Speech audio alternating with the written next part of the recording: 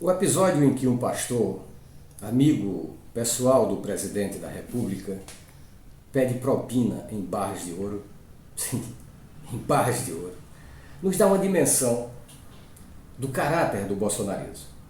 Mas, como dizia Marx, se a aparência das coisas revelasse em si sua essência, a ciência seria desnecessária.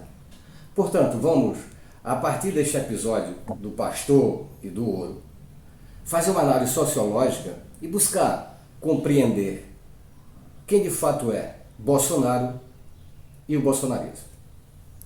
Não é brincadeira. Não é mais uma piada do sensacionalista. O pastor, de fato, pediu propina em ouro. 1 quilo, para ser exato. Este evento tem sido fartamente noticiado pela imprensa. O episódio envolve o ministro da Educação e o presidente da República. A Folha de São Paulo teve acesso a áudios que mostram o atual ministro da Educação, Milton Ribeiro, que também é pastor evangélico, declarando que dá atenção especial a pedidos feitos por pastores evangélicos e que isso acontece a pedido do presidente da República, Jair Bolsonaro. Pois bem, como o ministro não questionou o áudio, significa que o mesmo não é montagem. O áudio é sim verdadeiro. Na terça-feira, dia 22 de março de 2022, o jornal O Estado de São Paulo entrevistou o prefeito de Luiz Domingues, uma cidade do interior do Maranhão, o senhor Gilberto Braga.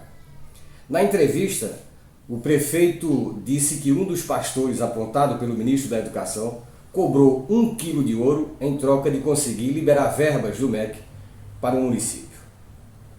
Segundo o prefeito, o pedido foi feito pelo pastor Arilton Moura, em um restaurante de Brasília, na presença de outros políticos.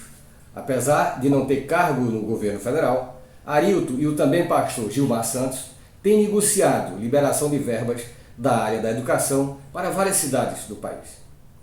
Segundo o prefeito Gilberto Braga, o pedido de propina foi feito no restaurante Tia Zélia, em Brasília, no dia 15 de abril de 2021. Na entrevista, Braga disse que ouviu a proposta, mas não deu sequência ao assunto. O almoço para mais de 20 pessoas foi pago pelos 2 pastores citados pelo ministro nos áudios, revelado pelo jornal Folha de São Paulo. Um detalhe, segundo a reportagem, o pastor bolsonarista Milton Ribeiro deve concorrer ao cargo de deputado federal nas eleições deste ano. E aqui quero aprofundar um pouco mais, não a questão da comprovação ou não comprovação de corrupção por parte do pastor bolsonarista, mas sobre o bolsonarismo. E começo indagando, afinal, o que é o bolsonarismo? A primeira afirmação que se deve fazer sobre o bolsonarismo é que nem todos que votaram em Bolsonaro são bolsonaristas. Mesmo porque muitos dos que votaram nele para presidente indicam as pesquisas de intenções de votos mais recentes para o pleito deste ano, dizem não votar em Bolsonaro nas próximas eleições. Para estudiosos do bolsonarismo, como Leonardo Avritz, Alba Carvalho, Luiz Filgueiras e Graça Druck, o fenômeno do bolsonarismo possui profundas raízes sociais e históricas que expressam a dominância das direitas na vida política brasileira e que vem ganhando força desde as manifestações de 2013, a partir da conjugação de determinantes que circunscrevem o cenário contemporâneo brasileiro: crise econômica e política, politização da justiça e ativismo judicial, cruzada moralizante e anticorrupção e o golpe jurídico parlamentar midiático de 2016 que destituiu Dilma Rousseff da presidência da República. Para Alba Carvalho, professora do programa de pós-graduação em Sociologia da Universidade Federal do Ceará, o bolsonarismo é a expressão de distintas configurações de direitas que se entrecruzam na cena brasileira contemporânea. Tal configuração de direitas constitui a chamada extrema-direita, com especificidades e dimensões peculiares em relação à chamada direita tradicional. O entrecruzamento de direitas, como afirma Alba Carvalho, é forjado por diferentes blocos que se entrecruzam nas tessituras da vida sociopolítica do país, constituída por 3 vertentes de direita. Uma dessas vertentes de direita, segundo a pesquisadora, é urdida ideologicamente com base nos postulados do neoliberalismo, em versões doutrinárias distintas.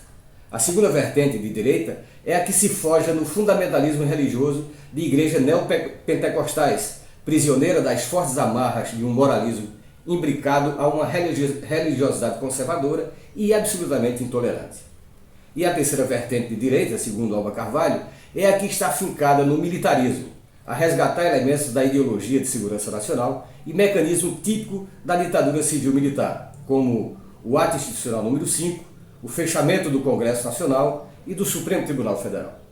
Neste sentido, se compreende que o bolsonarismo não se restringe à figura de Jair Messias Bolsonaro, alçado à presidência da República em um determinado momento no contexto de crises, de golpes de antipetismo, de cruzada anticorrupção e da antipolítica. Os professores aposentados da Universidade Federal da Bahia, o economista Luiz Filgueira, e a cientista social Graça Druck, compreendem o bolsonarismo pelo que denominam de neofascismo brasileiro. Para estes estudiosos, o bolsonarismo, enquanto uma forma de neofascismo, é constituído por 4 dimensões. A primeira dimensão é o que chamam de milícias digitais, que estão presentes nas redes sociais e que forma o núcleo original e central do bolsonarismo. O que hoje também, a partir de investigações da Polícia Federal, se conhece por gabinete do ódio. A segunda dimensão é das igrejas evangélicas, político-ideologicamente neoliberais e reacionárias na cultura, na moral e nos costumes. A terceira dimensão é o lavajatismo. A Lava Jato é entendida no sentido amplo, político, que agrega segmentos do Judiciário, inclusive membros do STF, do Ministério Público Federal e da Polícia Federal. A quarta dimensão, apresentada por Filgueiras e Druck, é formada pelas instituições privadas de extrema-direita. São grupos de empresários e organizações empresariais do grande capital de diversos setores, como uma agenda neoliberal extremada e fundamentalista. Para esses autores, desde as manifestações de 2013, está em curso no país um movimento político-ideológico neofascista, que tem em Bolsonaro sua principal liderança.